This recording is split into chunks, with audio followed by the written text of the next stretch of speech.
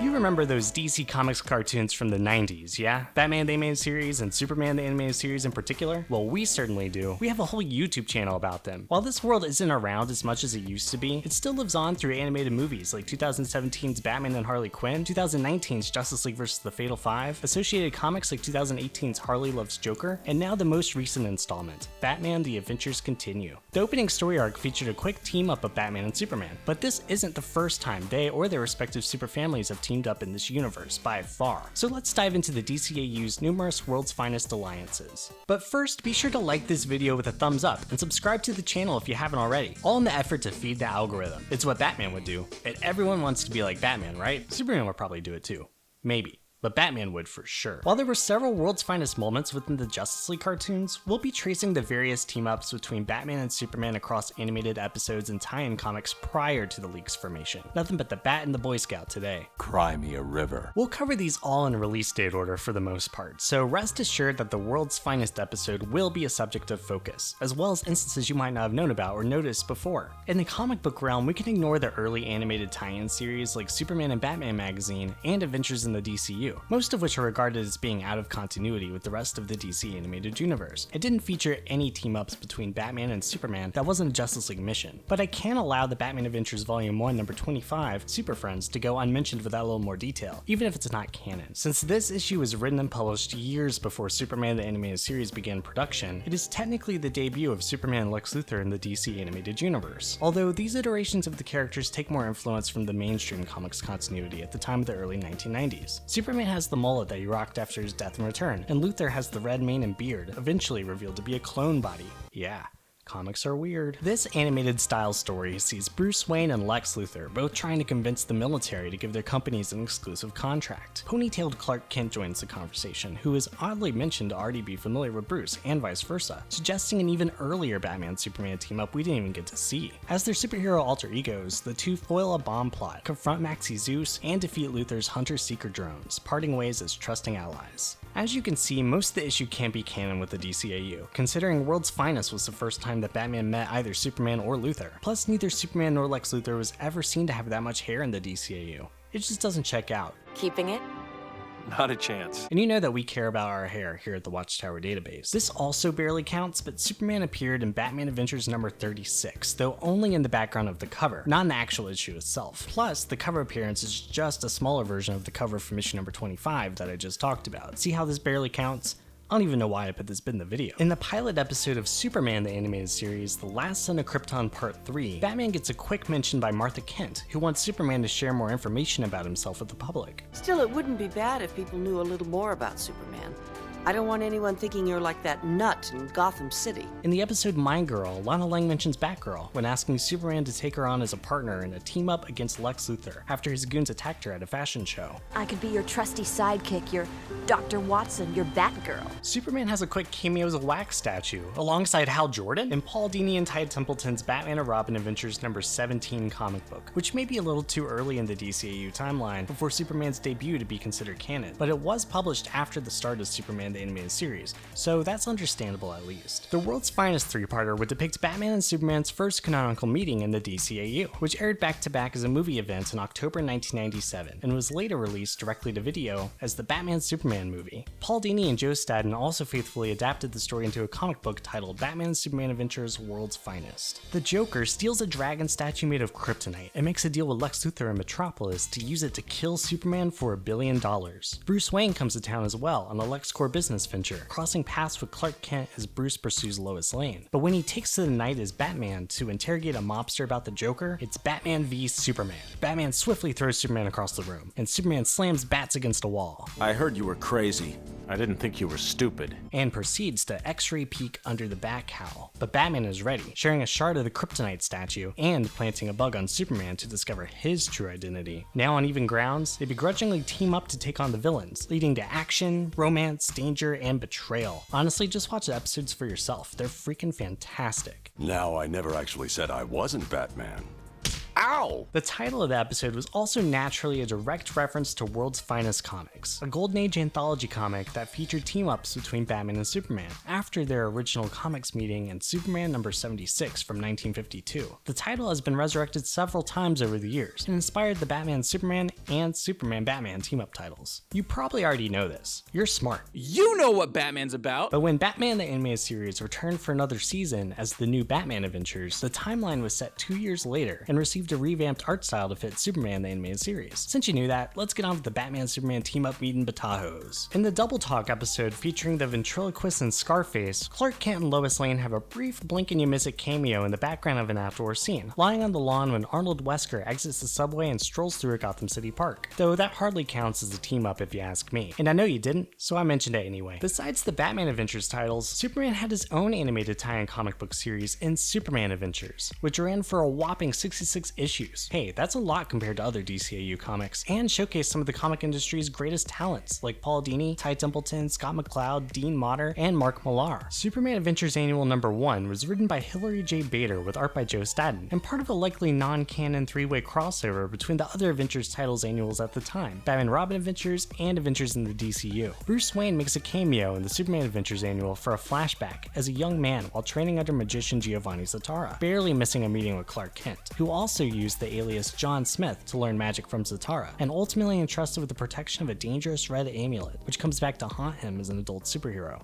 Back in cartoon territory, Superman has a casual cameo in Love is a Crock in a Daily Planet front page column, Superman's Hands Full. Again, not a team up, but I'm just being thorough, okay? The new Batman Superman Adventures cartoon block launched on Kids WB around this time, from 1997 to 2000, which also included its own sick animated intro, followed by an episode from either Batman the Animated Series, Superman the Animated Series, or the new Batman Adventures. Will it be a Batman episode? Or is it one about Superman? Or maybe, gasp, both of them together again? Nighttime starts with a visit to Metropolis by Roxy Rocket, who reveals Gotham is in chaos after the disappearance of Batman. News to Superman, he flies to Gotham where he finds Robin attempting solo crime fighting, in over his head. Okay, let's try this another way.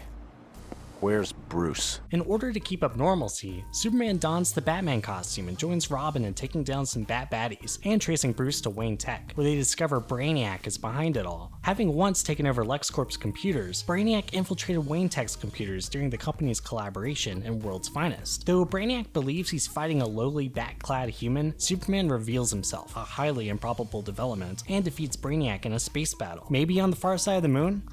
Not really positive on that one. Brainiac has a way of always leaving some of himself behind, as we've seen before in Lex Luthor's interactions with Brainiac in the episodes Stolen Memories and Ghost in the Machine, which return to haunt him in the Cadmus story arc of Justice League Unlimited. Brainiac will even return later in this video, multiple times. He's like one of those bad pennies. And remember, the Justice League doesn't exist yet. Batman and Superman have more capers in the cards before they invite more heroes to join the costume party. Speaking of parties... Think you can handle it? I got more than enough heat to burn your sorry. Teamwork. Join the Flash, Green Lantern, Aquaman, and many more.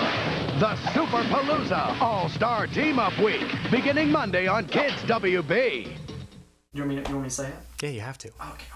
Action. Hey everybody, I'm Ted. I'm just giving a little break here in the video to give a shout out to our Patreons. You can go to patreon.com/DCAU Watchtower and check out all the perks we've got. We have early access to videos about a day early, maybe more, depending on if we finish them early. We do live video chats, we have behind the scenes stuff. Go in there, check out the different tiers. Let's check out some of these books. Join me here in my quarantine pants. Have a cup of coffee, 12th level coffee. First comic, Chimicus Scaticus, one of my favorites.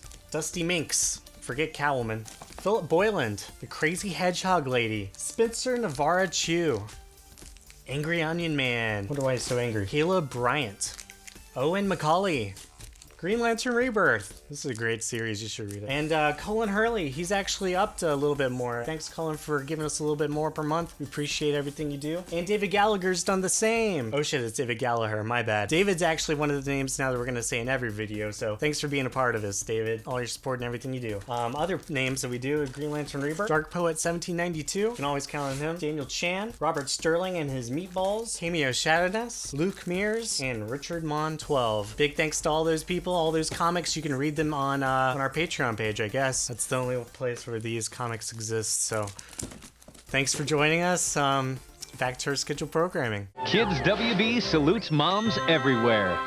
Now for the first time, we finally see a Metropolis baddie come to Gotham in the classic episode Girls Night Out, which famously features a team-up between Batgirl and Supergirl. While Batman is out of town, Livewire escapes police custody and runs into Batgirl, making a shocking introduction. Sorry, I had to. Meanwhile, in Metropolis, Supergirl is house sitting for Clark Kent, who's also out of town. For the same reason as Batman, an off-screen team-up we never saw. Hearing of the Livewire situation, she joins Batgirl to take her down, but Livewire's found villainous assistants of her own, teaming up with Poison Ivy and Harley Quinn. After narrowly avoiding death in a shopping mall, the heroines regroup, bond girl power style, and trace the villainous vixens to a rundown zoo. There, a big battle with lightning, gas, and flaming elephant plants culminates in the defeat of the villainesses and the start of a new super friendship between Batgirl and Supergirl. Barbara Gordon and Kara Kent's friendship would continue throughout the DC animated universe, with a reference in Superman the Animated Series episode Unity, where Kara mentions that Barbara will be jealous that the Metropolis meteors made Supergirl their official Batgirl. And later in the Justice League episode Comfort and Joy, when Martha Kent tells Clark that Barbara and Kara are spending that Christmas together on a ski trip, which likely takes place during the same Christmas as the Batgirl Adventures #1 comic, meaning Batgirl isn't actually skiing, so Supergirl might be off doing something else as well, and this may have just been their excuse to be left alone. Also worth note, in the Justice League episode Hereafter, where Superman is seemingly killed, Barbara does not attend the funeral, though Kara, Tim Drake, and Alfred are all in the crowd. Was Barbara away in college and couldn't attend the funeral? Maybe Batgirl and Superman just never hit it off as superhero collaborators. Well, that may not be entirely the case. Almost the World's Finest Team was the title of issue number 25 of Superman Adventures, written by Mark Millar, known for comics like Superman Red Son, Old Man Logan, and Kick-Ass, with art by Mike Manley. The Mad Hatter has kidnapped Bruce Wayne, broadcasting on live TV that Batman must unmask before midnight or Wayne dies. With Nightwing busy and Robin missing, Superman arrives to help. Teaming up with Batgirl, Superman learns some humility and detective skills as the heroes track down the Mad Hatter and free Gotham's protectors from mind control. Oh, and they save Bruce too, I guess. Batgirl thinks that Batman doesn't approve of Superman's flamboyant, widescreen tactics in his hometown, but he believes that Superman is effective in his own way, and it does us all good to look up in the sky, every once in a while. Another comic by Millar with art by Neil Vokes was Superman Adventures issue number 33, Busted on the Job. Clark Kent is taunted by Brad Wilson, former captain of the Smallville High football team, who had deduced Clark must be Superman, and he threatens to reveal the secret to the world. A series of despairing events leads to Brad witnessing Clark and Superman together at the same business meeting, throwing off his theory. In the end, we see it was Batman who impersonated Clark Kent to sell the illusion. The final page ends with a letter from Brad to Clark, apologizing for the misunderstanding and thanking him for the technician's job recommendation in Gotham City for Wayne Tech. He must have some pull. Leave it to Bruce Wayne to always come through and help out a soul who is down and out, even if he wouldn't admit it. The ending reminded me a lot of Connor from Old Wounds, getting a job and a second chance at Wayne Enterprises security after Batman beat him up in front of his kid. Should residents of the DCAU catch on to this pattern, they may start trying to get beat up by Batman every now and then in order to land some job security. In this economy, why not? Batman and Superman would team up once again in animation for the episode The Demon Reborn, when Ra's al Ghul and his daughter Talia steal a shaman staff that they use to mystically sap Superman's strength and bestow it on Ra's. Fortunately, Batman has been tailing the Al Ghuls and tracks them to an ancient lost city. The heroes join forces to take down a super enhanced Ra's and save the day. The episode also reunites Batman and Lois Lane, if only momentarily. It ends with Batman and Superman gaining a bit more mutual respect for one another. You know, there might be something to this partnership business after all. Yeah, right. We also see Ra's and Talia disappear in true, they'll definitely show up once again fashion, but we wouldn't see them again until Batman Beyond's Out of the Past, then Batman Adventures Volume 2, or the Near Apocalypse of 09, which we didn't even really see. More on that event in our speculation video, which you can watch at the link above. Superman Adventures number 41 was an anthology book called 22 Stories in a Single Bound, where each page was one story. Mark Millar wrote the entire book with various artists throughout the issue. Mr. Mixia Spitlick appears multiple times throughout the issue, including page 10 and 90 Days Later, per Mixia's shtick where he appears every 90 days to torment Superman. In this chapter, penciled by Rick Burchett, Batman and Superman interrogate a thug to demand where Livewire and Catwoman are hiding out, seemingly working together in an off-the-page adventure. Mixia Spitlick suddenly appears to ask if the ladies might like short bald men. Mixie was counting down the days in the 5th dimension until his return, but Batman threatens the imp with being trapped in the 3rd dimension for the rest of his life. Mixie calls Batman's bluff, but Batman doubles down, counting the various ways he could defeat Mixie, who transforms into to a chicken, says its name backwards twice, and immediately poofs back to his own dimension since Batman gives him the creeps. The imp will be doomed to meet Batman at least once more in the DCAU for another issue which we'll cover in a sec. But no one can really tell what the future will bring, especially if it's perpetually set 50 years from now, whenever now is. So don't go away because there's more Superman and Batman adventures to discuss after these messages. Stay tuned for an all-new Batman Beyond today after Men in Black. The Boys to Men Toontastic casting call continues on Kids WB.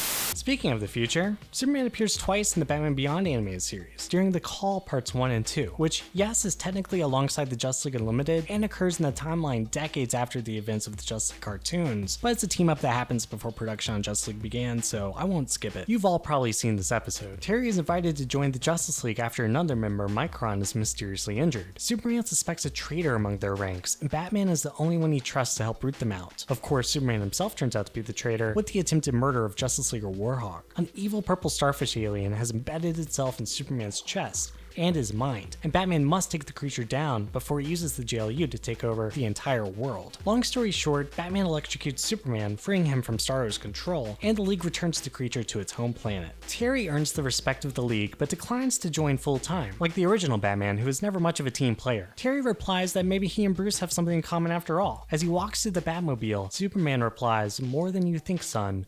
More than you think," leading speculation to hashtag keep epilogue a secret. If you know, you know. Technically, when Superman is blasted through the Watchtower at the start of the Call Part 2, there's a small reference to World's Finest. The explosion is reused footage from the episode when one Wayne Lex T7 spider robot blows up another droid. See? It's an important episode. Next, let's take a look at the Superman and Batman World's Funnest comic special by Evan Dorkin, who notably wrote Livewire, Monkey Fun, and Little Girl Lost, episodes of Superman the animated series. The World's Funnest special takes a roundabout trip through the multiverse as Mr. Mxyzptlk chases Batmite around parallel universes, making a pit stop throughout many familiar settings. But the one we're most concerned about is Bruce Timm's DCAU, presented in this issue as a series of storyboards drawn by Tim himself. Mr. Mxyzptlk and Batmite also briefly appeared together in the Batman the Animated Series episode Deep Freeze, but just as toys, alongside Krypto the Superdog and Streaky the Super Cat. What is it? In World's Funnest, Mixie pops to the DCAU and first looks for Batmite under Lois Lane's car, then under the Daily Planet building. But Superman and Batman arrive, unhappy to see him. Told you Batman would return to creep out Mr. Mxyzptlk once again. Mixie tries to fight back this time, using enlarged hands to clap around the World's Finest, now smushed together as the composite Superman, which falls over dead. Mixie laughs hysterically, but Batmite opens up the sun and boos at him. Mixie blasts Batmite with magic, but he closes the sun as the blast hits it and destroys everything. Fade to black. The DCAU has come to a dark and dismal end. Not really. But as a quick aside, it's not the only time we see the composite Superman in the DCAU. The concept would reappear in the Justice League Unlimited episode The Greatest Story Never Told, possessing Wonder Woman's voice as well. Since the composite Superman had ties with the Legion of Superheroes, the fact that he appeared in a JLU episode with the wizard Mordru as the villain is a fitting nod to his origin in World's Finest number 142. The two heroes meet again in Batman Gotham Adventures number 36, which was written by Scott Peterson. Check out the Watchtower Database's interview with him here, and art by the always amazing Tim Levins. Go follow him on Instagram if you don't already. He is a gem. This issue starts with Batman discovering Superman sitting in his chair in the Batcave. You don't sit in Batman's chair. This must be important. A dangerous hitman, Francois Lemieux, has fled from Metropolis police to Gotham. The world's finest heroes track Lemieux to a private club, whose thugs open fire, allowing Lemieux to escape. Batman threatens Monsieur Delacroix, a mobster apparently made of naturally essenced sparkling water, into divulging info on Lemieux, but no one knows where he might have gone. After tracing the hitman's whereabouts through various family members, a scuffle ensues between Batman, Superman, Lemieux, and Delacroix, ending with Superman stopping a helicopter and the GCPD arresting the bad guys, identifying Lemieux as a desperate father trying to save his kidnapped daughter. It's kind of fun to see Batman and Superman team up to face a more personal level of crime, rather than Brainiac, Joker, or any other larger-than-life threat. Props to Peterson and Levins. Funny enough, Superman has another wax statue appearance in the Gotham Girls animated web series episode Baby Boom, this time alongside the continuity-confused Lobo from the Lobo animated web series, who looks much different than the Lobo we know and love from Superman the animated series and Justice League. But this isn't a Lobo video. He doesn't get many clicks. Batman and Superman get the clicks. Moving on, let's take a look at Batman and Superman Adventures World's Finest, The Gauntlet of Doom, which was an Adobe Shockwave online video game by Toonami that was available to play on CartoonNetwork.com starting in 2002. Toonami called it their first gomic, a hybrid combining a video game and a comic. That certainly stuck. Batman and Superman find themselves kidnapped in a mysterious hallway, and Superman can't punch his way out. A pair of alien twins, no, not the Wonder Twins, greet them with a "what's up" and force the heroes to compete in a gauntlet, battling their way through various creatures such as rats, robots, and zombies, while the twins seek to determine which hero is the better. The game was presented in 5 parts, with a mini-comic before almost every chapter. The heroes beat the final level by working together, never giving the twins the answer they wanted. Though viewers were certainly allowed to choose which hero they thought was better, the game was paired with the Batman vs. Superman event on Toonami that ran from Monday, January 21st, 2002 through Friday, January 25th, along with the sweepstakes. Every night, Toonami aired back-to-back episodes of Batman the Animated Series and Superman the Animated Series, and fans could log online and vote for the superhero of their choice. Saturday presented a 6-hour marathon, and an announcement at 5 p.m. that Superman was the poll winner, and proceeded to show 2 more hours of Superman the Animated Series. But I want to see your votes down below. Which hero would you vote for, and why is it Batman? Superman Adventures number 64 starts off with a bang. No, not the video game. Here we have Brainiac Beyond, written by Jordan B. Gorfinkel, with art by Laura Moncio. And yes, it's exactly what you think. This comic is a crossover with Superman the Animated Series and Batman Beyond. In the future, the sun is experiencing a devastating solar flare due to decades prior when Superman disposed of a nuclear missile by throwing it into the sun. He calculated it would cause no damage, but he calculated wrong. I mean, come on, man. Starboy's in there. Terry McGinnis time travels back to modern day, where he teams up with Superman to stop 2 Brainiacs from 2 time periods, including the Shui moment where Brainiac Beyond commandeers the Batsuit. After deactivating Brainiac, the 2 heroes zoom toward the camera a la Batman Forever with cheeky World's Finest banter to boot, and the issue ends with neither knowing if they'll remember its events. And they certainly don't seem to remember them during the events of the call, though Superman may have kept that meeting a secret as not to disturb the time stream or something. Batman Gotham Adventures ended with issue number 60 and was rebooted in Batman Adventures Volume 2, which featured a Batman drawn more in line with his design in Justice League. Although Batman Adventures Volume 2 doesn't have a traditional team-up, Superman does make a few cameos. Issue number 5 shows Superman in Bruce's mind as he reminisces about all of his past romantic relationships. Not to suggest that Superman and Batman have a history, though they do act like an old married couple sometimes. Furthermore, issue number 9 has a short story titled The Couch by Vito Del Sante with art by Dean Haspiel. Bruce Wayne undergoes free association therapy where he must say the first word that comes to mind. Bruce always thinks that things are related to his crime-fighting adventures, but he must answer dishonestly as playboy businessman Bruce Wayne. The therapist says trust, and Bruce's mind goes to Batman and Superman shaking hands, but Bruce says fun instead. And of course, most recently, Batman The Adventures Continue number 1, published in 2 chapters as digital firsts, featured Lex Luthor's return to Gotham City, with plenty of references to his previous encounters with Gotham. Lex and Bruce catch up over a fancy business dinner, where Veronica Vreeland unashamedly hits on Lex. Luthor notes that Superman is on his radar, and hasn't been seen since a battle on the moon that occurred a week ago. Luthor is actually in town to send a robot on a chase to steal a vault from Wayne Tech, revealed in the second part to be the remains of a Brainiac skull. Batman notes that the Juggernaut robot is powered by something beyond jet propulsion. When he dons the Dark Knight Returns armor and catches up to Luthor's jet on its escape back to Metropolis, Batman sends a shock of kryptonite energy into the Juggernaut, dismantles its systems, and allows Superman to escape from within. The Man of Steel yanks Lex Luthor and Mercy Graves away by their parachutes. Batman asks Superman to throw the Brainiac skull in the sun, since it's Madman candy. I doubt that Superman will return later in the series, but anything is possible. Expect the unexpected. But before I sign off for good on this one, I also wanted to bring up a few honorable mentions for animated World's Finest team-ups unrelated to the DC animated universe proper. The Batman animated series, designed by Jeff Matsuda of Jackie Chan Adventures, had its season 5 premiere in 2007 with the 2-part episode The Batman Superman Story, part 1 of which was written by Alan Burnett. Batman and Superman team up when Lex Luthor brings his operations to Gotham City and employs a horde of usual Batman foes to take down Superman. He eventually uses Poison Ivy's mind control gas, combined with kryptonite, to manipulate the Man of Steel. In part 2, Batman and Robin must free Superman and defeat a wave of LexCorp robots from taking over all of the world's armies. The season continues with various other superhero team-ups, resulting in the formation of the Justice League by the finale. It would be irresponsible of me not to mention the DC animated original movie projects like Superman and Batman Public Enemies, adapted from the Superman and Batman comic book series by Jeff Loeb with art by Ed McGuinness, in which Superman and Batman team up to stop a kryptonite meteor from hitting the Earth, while taking down Lex Luthor from being the President of the United States. The film featured world's finest voice cast reprisals with Kevin Conroy as Batman and Tim Daly as Superman. The pair would return again for the follow-up film, Superman Batman Apocalypse, which continued the next Jeff Loeb storyline from the Superman Batman comic, introducing a new take on Supergirl. Batman, the Brave and the Bold features Superman in a handful of cameos, but it would take Season 3's Battle of the Superheroes for Superman to make his first full appearance. The episode is a love letter to the Silver Age version of the Man of Steel, with nods to other iterations as well. After Superman fights Lex Luthor, Metallo, Mr. Mix's Spitlick, Toyman, and Jimmy Olsen lookalike Elgar Kor, Superman is infected by a red kryptonite necklace that causes him to become evil. Batman must work with Krypto to fight Superman, using a suit reminiscent of the Dark Knight Returns armor, to stop him until the red kryptonite wears off. Superman and Batman would also later team up with Wonder Woman as the holy trinity of the DC Universe unite for the first time in the Brave and the Bold episode Triumvirate of Terror, which also presents a team-up of their arch-villains Lex Luthor, Joker, and Cheetah.